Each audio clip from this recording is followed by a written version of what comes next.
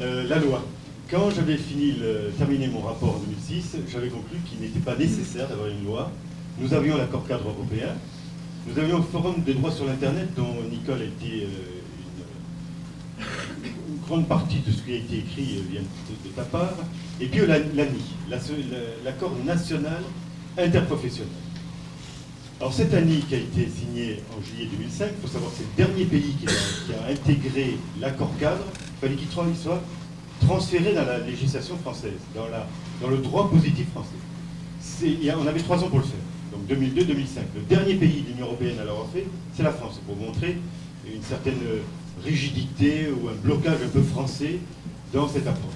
Et l'ANI, alors, après avoir un peu analysé ce qui se passait dans le secteur public et dans le secteur privé, je prends dans le secteur privé, l'ANI, Nicole l'a dit, ne s'applique pas à toutes les formes d'activité, à tous les secteurs d'activité, notamment l'agriculture, notamment les professions libérales. Donc il y a aujourd'hui l'interrogation de savoir, et c'est le seul intérêt pour moi, législateur, est-ce qu'il est important de prendre simplement la définition juridique de l'ANI, qu'est-ce que c'est que le télétravail, et de le mettre dans le code du travail. Alors c'est ce qui a été fait dans une petite proposition de loi en 2009, en juin 2009, mais qui a été stoppée au Sénat pour d'autres raisons qui n'étaient pas liées au télétravail. Cette petite proposition de loi qui était celle de M. Poisson avait d'autres aspects qui étaient un peu gênants, comme le prêt de main-d'œuvre. Alors ensuite, on a essayé d'autres actions en PPL, et la dernière, c'est celle qui a été menée par M. Gosselin, mon collègue Gosselin, dans la loi de simplification de M. Warsmann. Le député Warsmann n'est autre que le président de la commission des lois, et c'est une grande proposition de loi sur la simplification. Il y a 46 codes qui sont modifiés. Alors quand on parle de simplification, on parle à droit constant. On ne modifie pas les lois ou les règlements, mais on va codifier et on va intégrer un certain nombre de mesures qui sont obsolescentes et on va nettoyer, un gros nettoyage. Et là, on a trouvé intéressant d'intégrer dans la loi Warsmann, qui était un véhicule législatif ouvert, le dispositif ANI avec la définition. On l'a globalement intégré et on a apporté quelques petites touches sur ce dispositif. Il y a de fortes chances. Parmi les touches, il y en a une très importante qui est dans cette définition de distinguer le travail à domicile, vieille loi, du télétravail. Oui, parce que là aussi, il faut faire attention. Ce qui est le risque un peu dans le télétravail, c'est les constructions jurisprudentielles que les tribunaux, les cours d'appel, la Cour de cassation, apportent au fur et à mesure un certain nombre de décisions qui pourraient gêner ensuite. Ce que nous sommes en train de faire, c'est construire un encadrement souple pour les DRH et pour le secteur public. Dans le secteur public, il n'y a pas de terme. On n'a aucun texte avec le terme télétravail, sauf un loi. Bon, je te le faire. Oui. Je veux toujours tout dire d'un coup, c'est oui. pas possible. Donc, venons au secteur public, où aujourd'hui, je voulais rappeler, donc l'ANI ne couvre pas le secteur public, et la seule chose qui existe dans le secteur public est un ancien petit guide d'information sur le télétravail qui avait été publié en 1998, qui du coup, il avait complètement disparu et qui du coup est réapparu sur le site de la DGAFP, ce qui est très très bien, parce que quelque part, les fondements y sont. Mais c'est un guide de mise en œuvre, donc ça ne règle pas le problème légal vis-à-vis du statut. Donc nous avons différents intervenants tout à l'heure qui nous ont parlé du rapport qui a été écrit par le Conseil général de l'industrie, de l'énergie et des télécommunications, qui a été remis au ministre Sauvadet le 28 juillet à Mende. Et ce rapport était une commande du ministre du Budget et du ministre de la Fonction publique. Les syndicats, aujourd'hui, ont ouvert la discussion libre sur la notion même de télétravail. D'autres sujets à aborder. Le ministre Sauvadet souhaite qu'un accord national soit élaboré entre toutes les organisations syndicales. Donc je les ai toutes rencontrées, confédérations, tous syndicats confondus, et aujourd'hui ils sont en train de construire, sur la base de l'ANI, sur la base des grands thèmes que vous connaissez, un accord national. Et l'astuce, c'est qu'en janvier, dans la loi sur la précarité de la fonction publique, la contractualisation, dont je serai le rapporteur, on intégrera le corpus de l'accord national, sera intégré dans la loi sur la contractualisation, ce qui donnera une base légale à l'accord national qui aura été rédigé par les partenaires sociaux. Et ce qui fait que quelque part, si tous ces projets se réalisent comme prévu, on assistera probablement à une grande première, que personnellement j'appelais vraiment de mes voeux en France, c'est que l'on ait un sujet qui soit traité de manière absolument identique dans le secteur public et dans le secteur privé pour toutes les personnes qui ont un patron. Les indépendants, c'est bien entendu un tout autre sujet. Alors le secteur public n'est pour autant pas resté sans bouger. Il y a de nombreuses initiatives qui sont en marche, et notamment dans les conseils généraux, qui sont globalement les plus dynamiques. C'est donc la fonction publique territoriale qui est la plus dynamique au sein de la fonction publique. Mais ça, je pense qu'on aura des illustrations dans le courant de l'après-midi, notamment avec ce qui se passe dans les départements voisins. Et à travers les débats, je pense que nous échangerons sur les différentes expériences que nous connaissons. Et Pascal, j'ai cru comprendre que tu avais eu une initiative que je trouve assez intelligente, d'essayer de faire en sorte qu'il y ait une démarche collaborative qui se mette en place. Donc tu en parleras cet après-midi aussi. Donc ce n'est pas la peine de s'apesantir là-dessus. L'essentiel, c'est de savoir que ce n'est pas parce qu'il n'y a pas de texte législatif qu'il n'y a rien qui se passe. Ce qui montre bien la force de l'ANI, quelque part, parce que tous les protocoles qui ont été signés, parce qu'il y a des protocoles de signés, ça ne se fait pas à la légère, de manière informelle, sont tous inspirés de l'ANI. Alors, pour en terminer, en quelque sorte, sur ce sujet, il y a une enquête qui a été faite cet été, qui montre quelques chiffres intéressants, dont un que je n'ai pas affiché là, mais que je vais vous livrer, parce que personnellement, moi j'en ai assez de toujours entendre dire que la France est en retard. C'est un côté misérabiliste et qui finalement ne regarde pas de l'avant avec optimisme.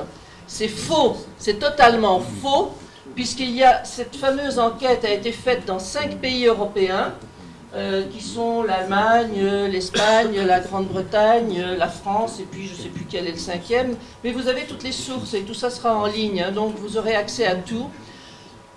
Quand la question a été posée, est-ce que le télétravail est possible dans votre entreprise? C'est la France qui arrive en tête avec 78% de réponses en disant oui, c'est possible. Donc le vrai drame français, si je puis dire, ce n'est pas que le télétravail est en retard, c'est qu'il est mis en place de manière grise, sauvage, non encadrée, implicite et informelle. Alors que, vu les responsabilités des employeurs, et ça ce sera le rôle de Maître Baudouin de nous en parler, il n'est absolument pas recommandé de mettre en place une modification de l'organisation sans l'encadrer. Donc on voit très bien que ce que l'on dit globalement se révèle à travers des chiffres d'enquête, c'est que le télétravail accroît la productivité et il n'y a pas honte à avoir à le dire. Ça peut être un besoin de recherche de productivité tout en offrant la contrepartie qui est un meilleur équilibre entre la vie personnelle et la vie professionnelle des salariés. Et aujourd'hui, clairement, lorsque le jeu est ouvert et honnête, il n'y a pas de salarié qui refuse l'idée d'être plus productif si on ne détériore pas ses conditions de travail. Je crois que la clé, elle est là. Alors les freins. Les freins en France, ils sont chez vous. Ils sont dans vos organisations, nulle part ailleurs. Ils ne sont pas chez les syndicats, ils ne sont pas dans la loi, ils ne sont pas dans les technologies, ils ne sont pas dans la volonté politique, ils sont à l'intérieur de vos organisations. Ils sont strictement culturels et de ce fait managériaux et organisationnels. Donc le point clé, c'est de vous pencher sur vos organisations pour voir comment vous souhaitez qu'elles progressent. Pourquoi? Tout simplement parce que c'est votre enjeu de compétitivité. Et quand je dis compétitivité, je ne parle pas simplement du secteur privé. Le secteur public est également concerné. Il a une qualité de service à délivrer. Il a des délais à respecter, qui aujourd'hui ne le sont pas dans beaucoup de cas. Et d'autres aménagements ou organisations du travail permettraient d'améliorer cette qualité de service. Il faut absolument sortir, comme je le disais tout à l'heure, de cette culture du présentéisme qui n'a aucun sens. C'est totalement dépassé. On n'a plus besoin d'être physiquement les uns à côté des autres tout le temps. Et j'insiste sur le tout le temps, parce que mon propos n'est pas de dire que l'on peut s'éparpiller tout le temps. Il faut un bon équilibre entre les éléments que l'on a besoin de faire en présence et là où la distance est permise. Tu expliques ça, ça veut dire quoi? Ça veut dire quoi? C'est le chat du middle management qui, du haut de son clavier, où il a été regardé sur Facebook, ce que le salarié qui n'est pas là a dit qu'il était en train de faire. On sait qu'il y a des cas de jurisprudence intéressants sur le sujet, donc il ne faut pas se leurrer. Ce n'est pas parce qu'on n'est pas présent qu'on ne sait pas ce qu'on fait. On est en lien tout le temps. Le collectif se recrée d'une autre manière. Et avec des liens qui sont en général beaucoup plus forts finalement, parce qu'ils sont choisis, et il y a la qualité de vie liée au fait que l'on n'est pas dérangé intempestivement quand on n'en a pas envie, qui n'existe plus. Donc on apprend à respecter l'autre aussi dans son rythme de travail. Ce qui est une grande nouveauté qui a totalement disparu dans la plupart des open space où tout le monde gêne tout le monde. Notamment avec... C'est là aussi, les open space n'ont pas été imaginés à l'époque où on était sur avec la voie sur IP, où tout le monde faisait des conference calls à longueur de journée. Et où en fait on est dans un brouhaha pas possible parce qu'il n'y a aucune isolation acoustique qui a été prévue dans la plupart des open space. Donc c'est pourquoi j'insistais tout à l'heure sur l'environnement de travail, sur le cadre de travail, c'est que les lieux de travail doivent fondamentalement être repensés pour correspondre aux nouvelles façons de travailler et aux raisons pour lesquelles on va venir au bureau. On ne va pas venir pour s'asseoir devant un écran.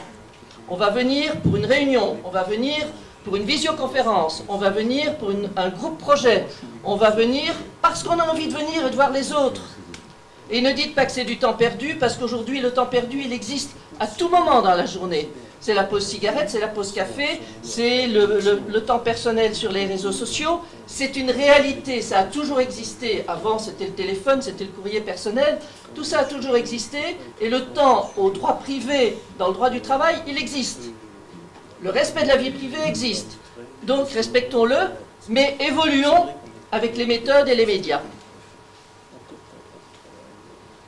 Alors, je ne vais pas du tout rentrer aujourd'hui dans une démarche détaillée du management par objectif. Je voulais simplement faire quelques rappels, et 2 rappels, puisque bien entendu le corollaire de toutes ces évolutions, c'est la mise en place d'un management par objectif. Et surtout, ne me dites pas, parce que je ne vous croirai pas un seul instant, parce que pour moi ça voudra simplement dire que vous n'avez pas fait l'effort d'y réfléchir, que pour certaines personnes, il vous est impossible de fixer des objectifs et de définir les résultats qui seront à produire et de définir la qualité des résultats attendus et le délai dans lequel vous devez les recevoir. Cela n'existe pas. Et si ça existe, vous devez vous poser des questions de fond sur votre organisation. Alors, ce n'est pas toujours à la journée ou à la semaine, ça va dépendre des métiers, ça va dépendre des missions, mais on est de plus en plus dans des groupes projets, donc les projets ont des objectifs de toute manière, et chacun à l'intérieur d'un projet a ses propres objectifs. Et l'idéal finalement est d'arriver à avoir des objectifs individuels alliés avec des objectifs collectifs. On reste dans une solidarité collective de travail. Alors j'ai juste pour rappel pris une méthode de fixation pour objectif parce que le nom est facile à retenir, c'est SMART. SMART, alors pompeusement en français c'est traduit par intelligent, mais le mot anglais est beaucoup plus doux finalement parce qu'il n'induit pas cette espèce de clivage entre l'intelligent et l'autre. Mais il faut qu'un objectif soit spécifique, il faut une précision. Et ça, je pense que Fabrice pourra l'illustrer dans quelques instants.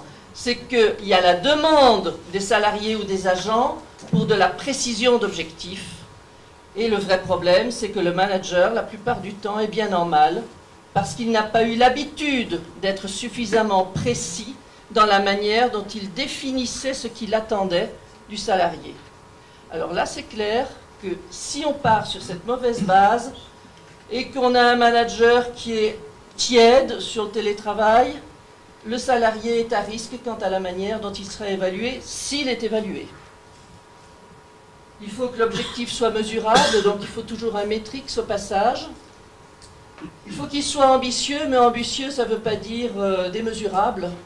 Mais en même temps, il doit être stimulant, il faut faire progresser. Il doit être réaliste, c'est donc la contrepartie.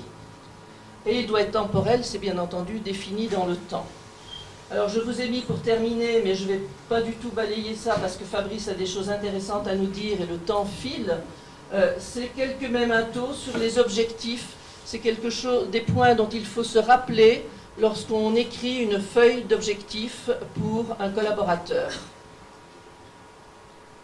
Donc la synthèse finalement du télétravail par rapport à tous les différents nouveaux enjeux que je vous ai soulignés, c'est que bien entendu un objectif clé qui est en général le point de départ est très souvent lié à un déménagement ou à un regroupement d'ailleurs, ou à une réorganisation, c'est la diminution des temps de trajet qui sont, je vous le rappelle quand même, du temps personnel, du temps de vie, qui est de plus en plus dégradé de par les très mauvaises conditions de déplacement dans une très grande partie du pays, notamment dans tous les milieux urbains et périurbains.